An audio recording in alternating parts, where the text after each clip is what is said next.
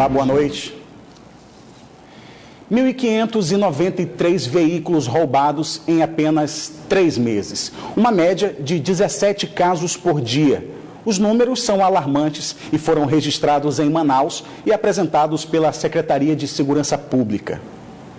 Essa vítima que não quis aparecer por medo de represália teve o carro roubado na capital há pouco mais de um ano. O terror é muito grande, não desejo isso para ninguém. É muito forte, você não sabe o que vai fazer nem o que pode acontecer no momento. A superação até hoje não foi total. Está voltando à normalidade das coisas, apesar de que faz um ano, mas você não recupera um bem perdido assim dentro de pouco tempo, não. A coisa está difícil e todo mundo tem que lutar muito. De acordo com a delegada adjunta da Delegacia de Roubos e Furtos de Veículos, os tipos de abordagens pelos bandidos são diversos. Os meliantes, eles veem uma oportunidade ali, uma facilidade no momento do cometimento do crime. O número de veículos roubados e furtados em Manaus no período de janeiro a março deste ano chama a atenção. Quase 1.600. A maioria motocicletas e, em seguida, automóveis. A nossa recuperação, consequentemente, também cresceu. Nós temos um índice de aproximadamente 65% de recuperação dos veículos. Ainda de acordo com a delegada, as motos roubadas geralmente são usadas pelos infratores para praticar crimes. Além de ser utilizado no cometimento de outros crimes, essas motocicletas muitas vezes são destinadas a desmanches.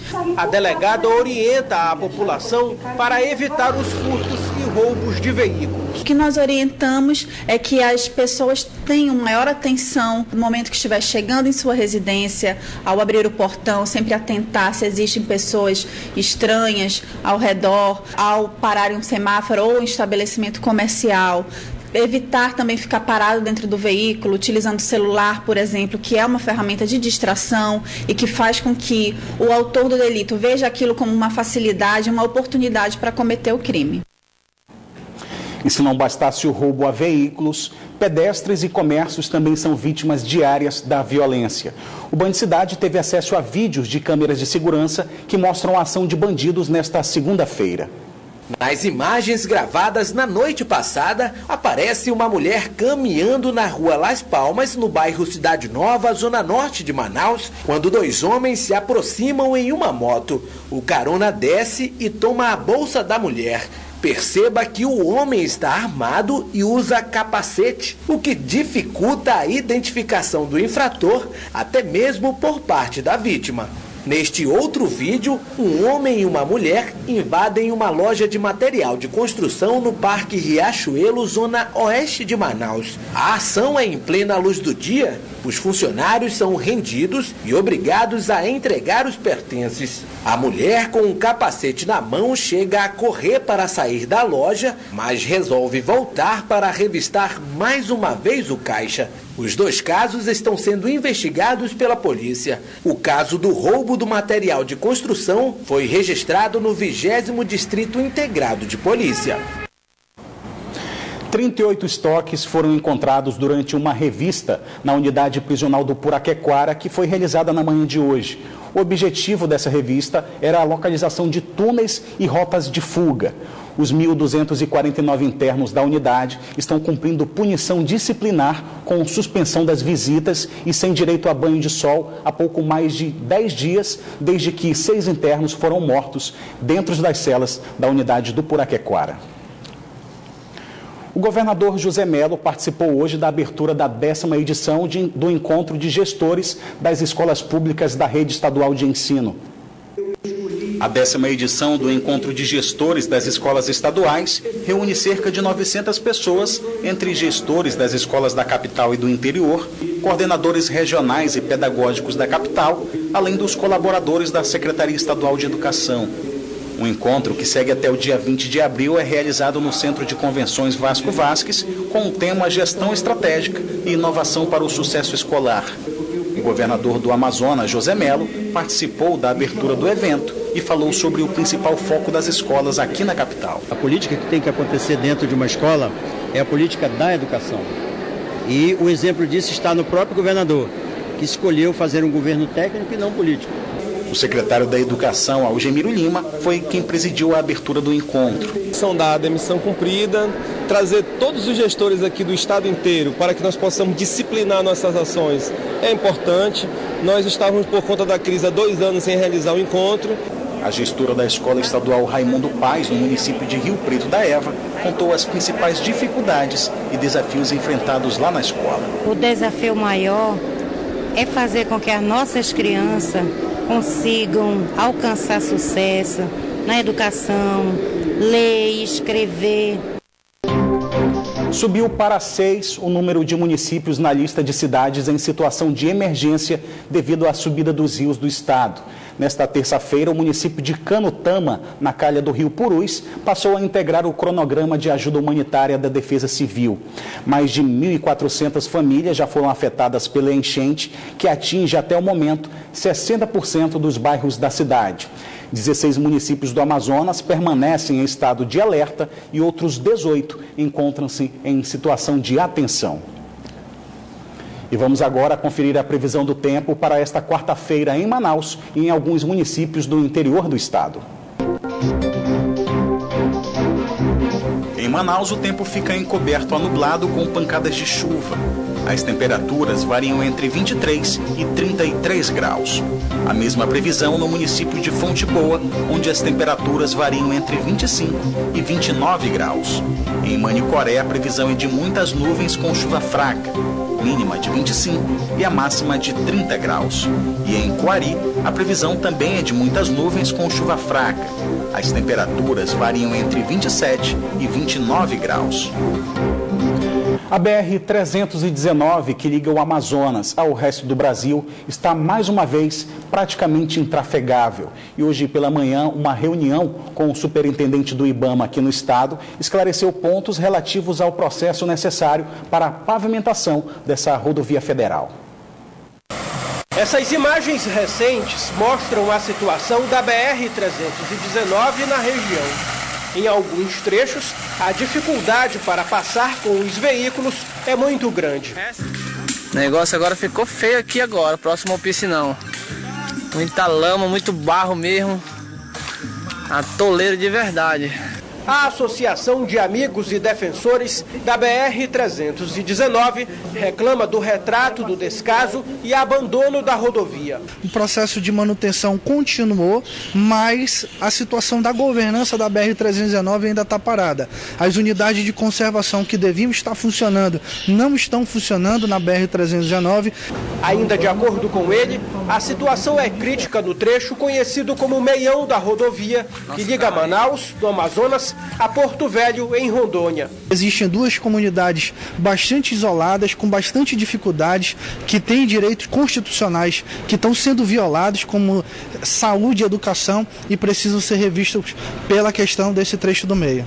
Esta manhã, uma reunião foi realizada na sede do IBAMA, na capital, a fim de discutir os desafios para a pavimentação da BR-319, que tornou-se praticamente intrafegável no final da década de 80.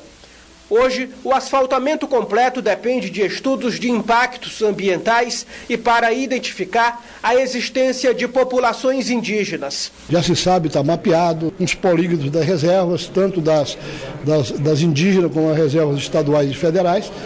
Isso aí a gente já sabe o que está acontecendo. A questão é vencer o desafio de o que a gente pode fazer para compensar essas comunidades indígenas pela perda que eles vão ter de biodiversidade. O superintendente do IBAMA no Amazonas explicou sobre a licença para a manutenção da BR-319.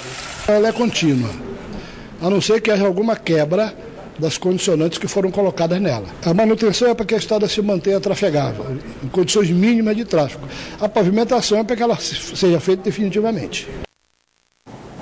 Nesta segunda-feira, os senadores pelo Amazonas, Eduardo Braga, do PMDB, e Omar Aziz, do PSD, usaram as redes sociais para trocar farpas sobre a citação dos nomes deles nas delações da Operação Lava Jato, divulgadas na semana passada.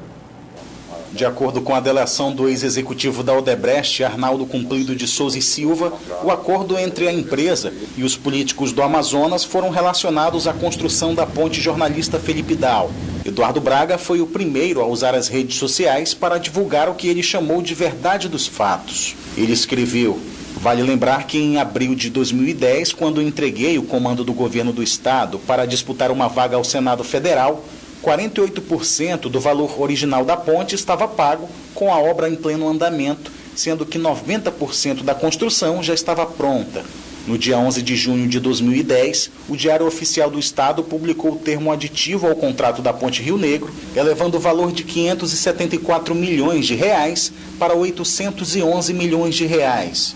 Cabe esclarecer que esse aditivo não foi concedido durante o meu mandato de governador, pois já havia entregue o cargo para disputar a eleição para o Senado da República. Outros aditivos vieram ao longo dos anos, até que em 24 de outubro de 2011, a ponte que liga Manaus ao município de Iranduba foi entregue à população com um valor final de 1,1 bilhão de reais. Repito que ao longo dos anos de construção da ponte, não assinei qualquer aditivo que hoje é alvo de investigação da Procuradoria-Geral da República. A nota ainda finaliza com o senador se colocando à disposição da Justiça para esclarecimentos sobre o assunto. O sucessor de Eduardo Braga no governo foi Omar Aziz, que na época era vice-governador. E a resposta veio horas depois também pela internet. O senador do PSD divulgou um vídeo e um texto que diz: quando eu assumi o governo do Amazonas, o meu antecessor já havia pago 93% do valor contratado da Ponte Rio Negro, enquanto a obra não estava executada nem a metade. Cheguei ao governo em abril de 2010 e já encontrei todos os aditivos encaminhados, discutidos e aprovados pelo governo do meu antecessor. Os aditivos da Ponte Rio Negro começaram a ser discutidos em 2008, portanto, 2 anos antes que eu assumisse o governo. Isto está fartamente documentado. No vídeo, Omar ainda diz que toda a verdade vai ser revelada após a investigação.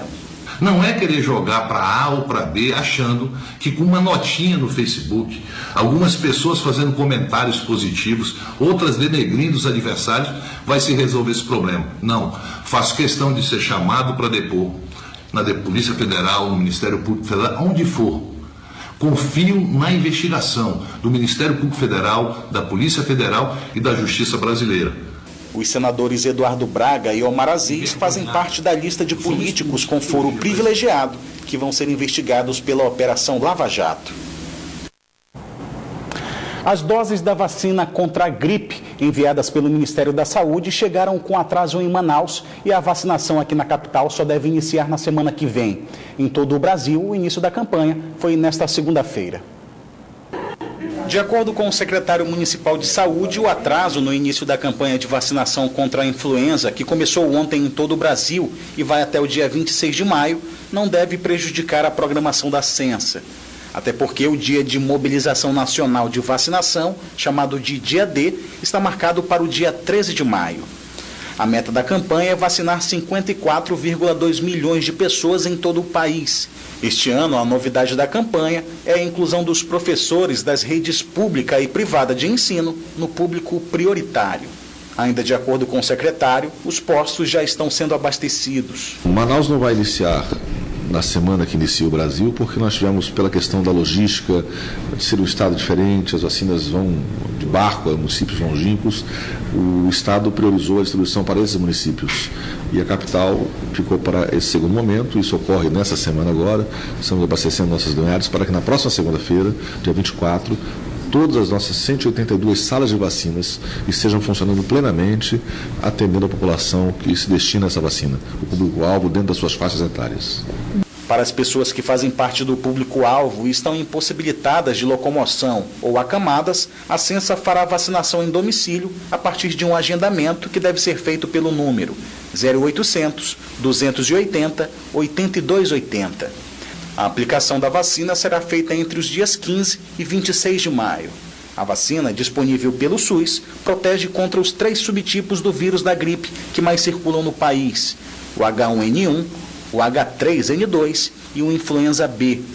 Para garantir a imunidade, a vacina contra a gripe deve ser aplicada uma vez por ano. O ex-prefeito do município do Careiro Castanho, Hamilton Alves Vilar, foi preso nesta segunda-feira em cumprimento a mandado de prisão como desdobramento da Operação Apagar das Luzes do Ministério Público do Amazonas. Hamilton é suspeito de fazer parte de um esquema de corrupção e fraudes em licitações quando exercia o cargo de prefeito.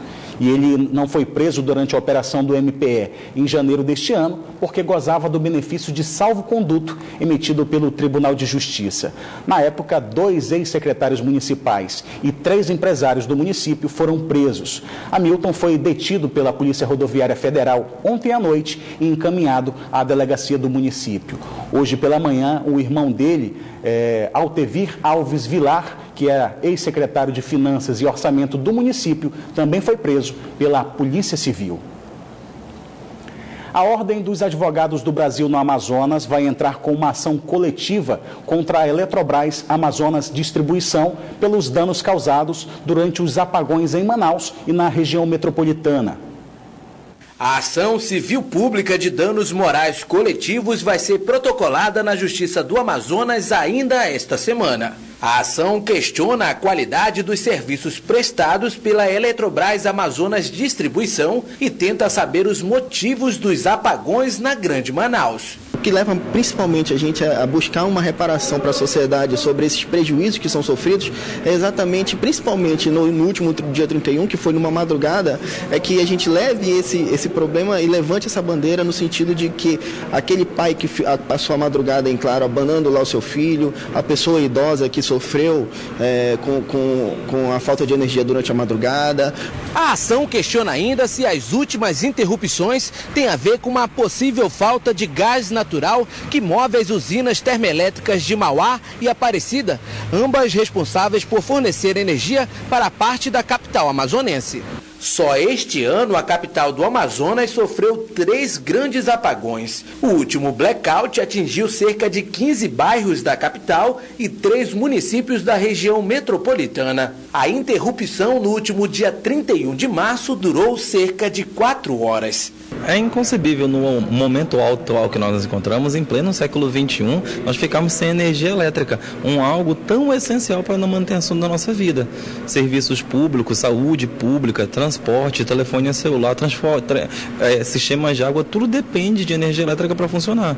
E nós temos uma cidade com mais de 2 milhões de habitantes e uma região metropolitana também prejudicada com isso.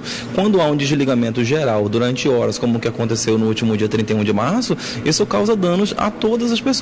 O valor da indenização por danos morais coletivos pode chegar a 8 milhões de reais e será destinado ao Fundo de Amparo ao Consumidor ligado ao governo do Amazonas. Além da OAB, a ação civil pública é assinada pela Defensoria Pública, Ministério Público do Estado e pelos PROCONs municipal e estadual.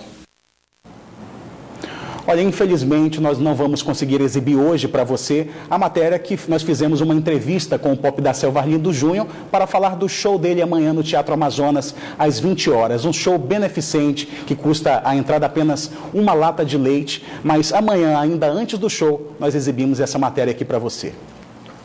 O Band Cidade fica por aqui, mas continua na internet, onde você pode acompanhar outras notícias nas redes sociais Facebook e Twitter da Band Amazonas. E para rever nossas reportagens, acesse o youtube.com/Band Amazonas e clique no link vídeos. Você também pode enviar sua sugestão de reportagem para o nosso WhatsApp. O número é o 99205-1478. Fique agora com as principais notícias do dia no Brasil e no mundo com o Jornal da Band. Uma boa noite para você e até amanhã.